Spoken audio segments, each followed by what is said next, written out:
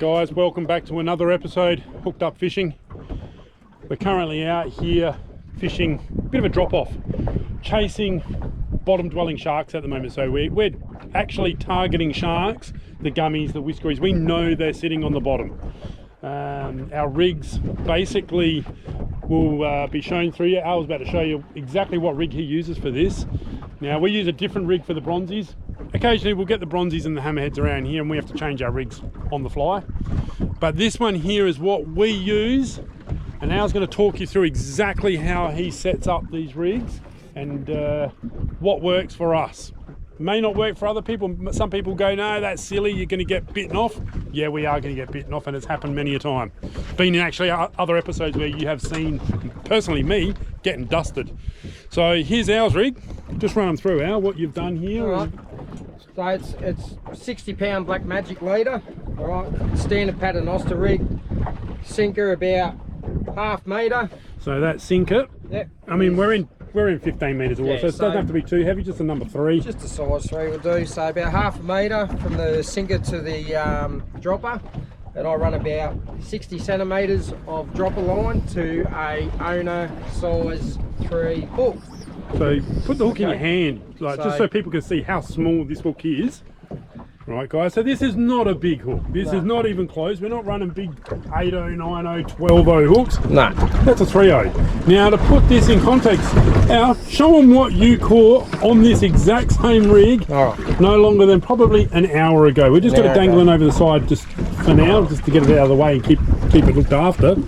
This rig produced this fish. Now this is measured in at just over 1.45. Yeah. So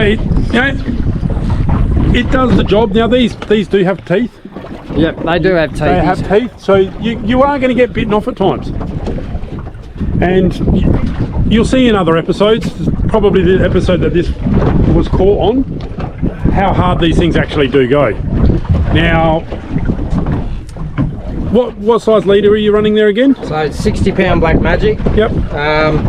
So really, it's shy of a metre trace in total. Like I said, ½ metre to the sinker to the top dropper, 60 centimetres. Same 60-pound leader to a snelled size 3 owner circle hook. I mean, you could go a little bit bigger. Now, I run 45 centimetres to the coastal swivel up here. Oh, it's an Arafura actually. Any swivel, any decent swivel will do it. Bearing swivel, coastal swivel, and that is on 30-pound braid. Yep. That's it, guys. It's just basic. It's a paternoster, stand-up paternoster with a cat's paw tie in the middle. So okay? we're not doing anything that is specialised that people can't do. No. So as long as you keep the pressure on the fish that you're catching. Now this one was heavy and it took us for a blinding run, 100-metre runs. So, but it gave up in the end, swam back towards me. Typical style of a whiskery, they'll swim right to you, and then we were able to get a gaff in him and successfully secure him on board the boat. Now when we fish for bronzies or hammerheads, we do change up our rigs. Sometimes we will use a steel trace if we know we're going for big bronzies. Yep. Now we've had sessions where we've caught lots of little 3, 4, 5 foot bronzies. Once again on 60-pound. Yeah. If you get lucky and hook them in the jaw. But it's more fun fighting the whiskeries and bronzies and gummy sharks on light line. That's how we just do it now. Put a little bit of strip like that on. So I just sew it up once, twice, bring it over, let that simple as that. Let that sink. Let it hang down. And that's just going to sit there like that, sinker on the bottom. Yeah, it'll just waft around. It'll just waft around. And that having it off the bottom keeps away the rays, the eagle rays and doggies sometimes, not all the time. Paul will tell you about that, he caught one today. And I'm good at catching the occasional dog shark, that's for sure. We catch them numerous times. So as you can see, I'm just about to put this out in the middle a bit. So we're fishing out off a drop off. So just out here is a drop off, not far back out, probably 20-30 metres, and you'll see that just By the time that hits the water and then sinks back down and drops, it's just off the drop off. Now, for any of you guys that know, I mean, obviously we're fishing in a shipping channel. Well, we're not fishing in it. No, we're fishing the edge of it. The edge of it's over there. And actually, when we line up our marker, we're probably a good 30 meters out of the actual channel. Guys, don't fish in the shipping channel. It's, you know, first of all, it's illegal. And if you see one of the big shipping boats come through, do the smart thing, pull anchor, move out of their way. This is their channel. Just do the right thing, otherwise we'll all lose it. Now, for you guys that want to fish this area and do similar stuff that we're doing, there are numerous ledges the whole way along the edge. You don't have to be on spot X. We just fish this little area we're at because we enjoy it. We know what we're doing here. Earlier today we were 300 meters down that, probably further, maybe nearly a K that way, and getting plenty of action. Just do the smarts, use your sounder, find out what's there. You'll see on your sounder the little bumps, rises, all that sort of stuff. Fish them for a while. Bring burley out. You know, burley, run some burley. Now we did burley up this morning. We've run out of burley now. What we're doing now is just using a little bit of a salmon, just scraping it off and just keeping a little bit of activity there. And now all we do is sit and wait. You're not going to get a bite every 5 minutes. Oh, we did when we turned up. Well, we got a lot of squid activity and the smaller stuff that we're using to fill the time in, that's for sure. That's right. But, you know, don't expect to rock up to a spot, drop a bait out, and then you're going to hook a shark. That's why they call it fishing, not catching. There's a lot of days where we're actually, you know, we're talking shark fishing here. We're not talking normal fishing. Normal fishing, we'd say to you, mate, if you don't catch anything in a half hour, 45 minutes, move.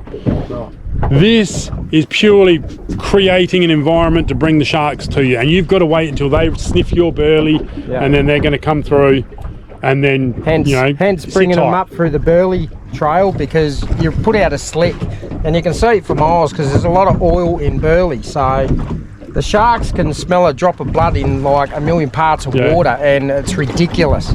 Once they hone in on it and they think it's a food source, they're going to find your bait. And some days you'll get, you know, numerous sharks, numerous. You know, just be patient with these things. That's if you're going to target them. That's right. You know, we spend days where we do target them, and then there's days where we just go, nah, we'll do other stuff. A couple of seasons ago, Paul and I, we burleyed up some bronzies, and we'll actually balloon them for them, and we'll use an overhead, so multiplier reels. So there's different variations of fishing with reels, rods, species. Depends what you're going for at the time. There's so many ways to fish for sharks, and this works for us. So if this pointer... Well, we've only learnt this species and this sort of fishing... Last year. Yeah, this is not something that we've known for years out here. We came out here for a bit of fun, and boy, did we get some fun. You know, so guys, if you want to take up your shark fishing, take the kids even, you know, obviously be smart about it. Don't, you know, keep it simple. Keep it simple. Run a paternoster.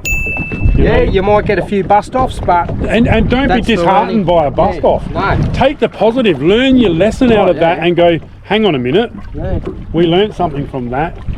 We got bitten off, but we got the bite. We actually laugh at each other when we get bust offs, because part of the challenge. Well, did you see that run and that ping? Like, it's not disheartening, it's a learning curve. Yeah, sometimes you get a little bit frustrated with it, but once again, have fun with it.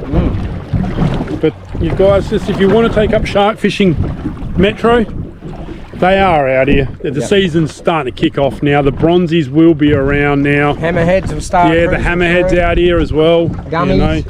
You know. Just remember though, guys, if you do burley up and whatnot, pay attention to the rules where we are, where you can fish, where you can't fish. But also remember, if you're putting a chum slick out there, there is a chance that you're going to get a great white come around. Don't go for a swim. You know, we've seen numerous whiteys over the years. For the life of us, and that's a good way of bringing them to the boat. You would. There's no way you'd ever see us jump off the boat out here, ever. No. So don't go, doing silly things and jumping off the boat while you're waiting for a shark bite while you're chumming, and don't go chumming where everyone else is fishing either, because you could potentially cause a bit of havoc. Jetties and beaches. Find your own grounds. go out, especially for like the bronzies. Go out there and find a bit of ground and then just burley it up. You don't need to be on structure, especially for bronzies. They'll just come up your slick and, you know, chase whatever you put out there. So make sure though, guys, if you do get out there and catch up on a bronzy and you are on YouTube and you do a video, tag us in it, guys. Put our names out there with it. We would love to see you guys catching a shark. Even send us a DM or whatever. Let us know. Send us a message going, hey guys, got on the sharks. Awesome stuff. We want to see you guys actually getting out there and catching them. So, right, so while Paul's got his in his hand, there you go. I'll just dispatch this one for us. He thought he'd do the responsible thing and grab mine out of the rocket launchers and go, here you go. I'll drop it right in front of its snoz and yeah. And you know, once again, this is another tip that we would say to you on previous episodes. When you're dangling it down, if you catch a squid, leave the squid just slowly coming in and look behind it. There will be other squid following it as well. Look at that, that's a beauty. That's an absolute honky donk. Yeah. Once again, by purely watching what was going on in the water. Have I got ink on my face? No ink this time. Bit of a letdown. Anyway, guys, good luck with your shark fishing out there. Pretty killer bait as well. Absolute killer bait, these squid. So look at that. Beautiful. Get out there, give it a go, guys. Stay hooked up and make sure you do hit that like, that subscribe button and the notification bell. Bing bing. Love your work, guys. Stay hooked up. All right.